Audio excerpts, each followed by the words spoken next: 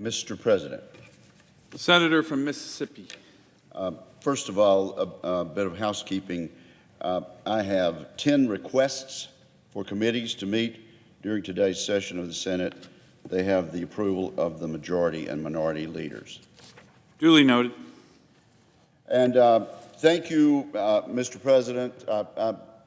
I have been recognized to close the debate on this motion. In a few moments, we'll be voting on the motion to proceed to this resolution. I will be voting no and urge my colleagues to do so. This debate today is about a free and open internet, and it's also about a thriving and innovative internet. Mr. President, we can have both. For decades, we have had both, and we can continue to do so if we're smart about this.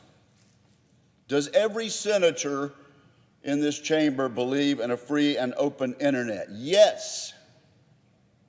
Does every member of this body want to prevent blocking and throttling of the internet? The answer is a resounding yes. Does any member of the Senate advocate, as my friend from Massachusetts just suggested, that a company or two gets to set the rules for the entire internet? Absolutely not.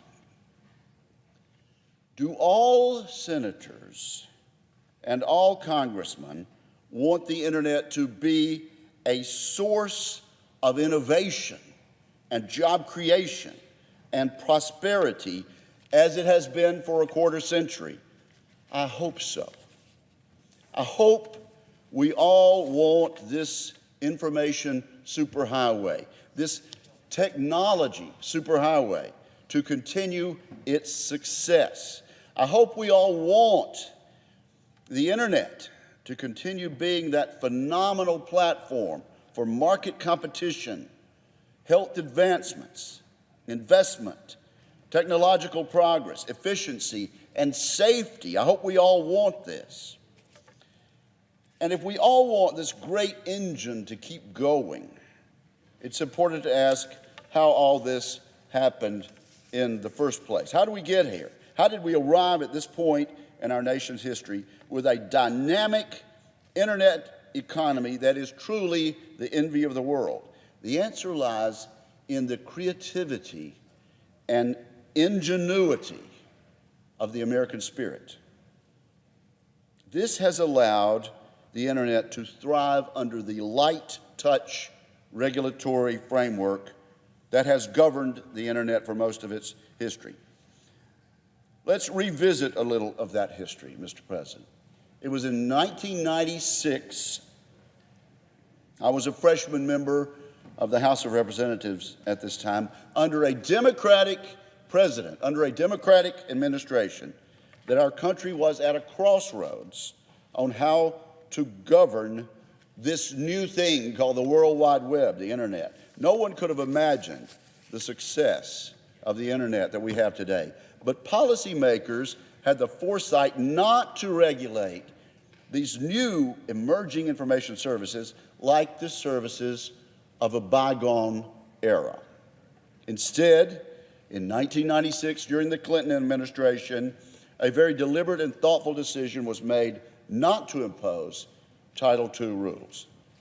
The same rules from the 1930s that were modeled for the Bell monopolies, that were modeled for times during the Great Depression. That was the pivotal decision that allowed this great internet economy to thrive and to be the success that it is today. Now let's fast forward to recently, to 2015.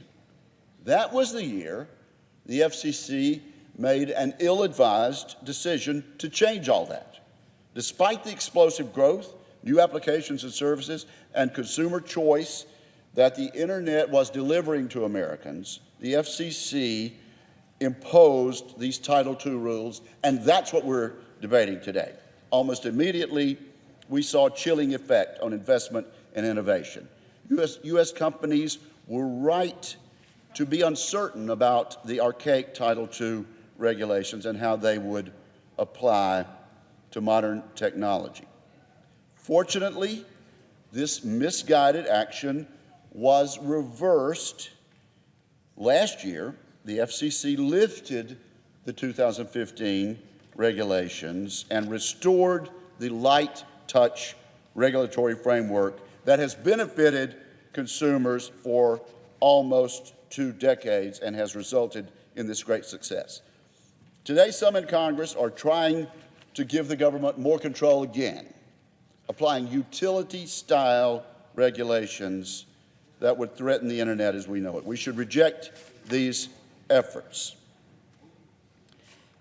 If this resolution, and let me say this, Madam President, many of my colleagues, correctly, on both sides of the aisle, have been calling for bipartisan legislation to enshrine the net neutrality principles into law, legislation which I support, legislation which members of the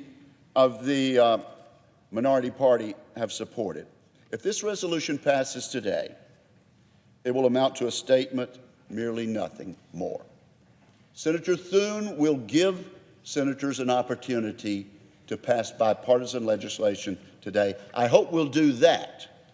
And I hope once this statement is made, we will move on to enshrining net neutrality principles into a law that protects consumers and promotes innovation. Thank you, Madam President.